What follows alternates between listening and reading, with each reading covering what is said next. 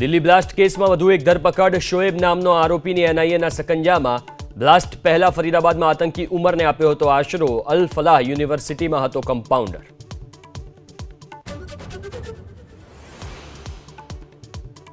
છોટાઉદેપુરની જવાહર નવોદય વિદ્યાલયમાં 18 બાળકોને ખોરાકી ઝેરની અસર। બાળકોને ઝાડા ઉલટી થતા મેડિકલ ટીમ પહોંચી શાળાએ। ખોરાકના સેમ્પલ લઈને આરોગ્ય વિભાગે શરૂ કરી તપાસ।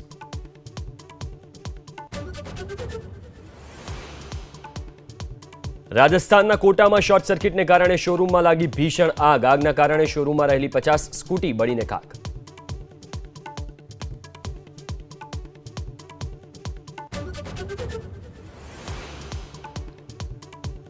-6.2 ડિગ્રી ઠંડીમાં ઠૂંઠવાયું જમ્મુ કાશ્મીર। શોપિયામાં ઠંડીના કારણે થીજી ગયું પાણી। કાતિલ ઠંડીના કારણે જનજીવન પ્રભાવિત।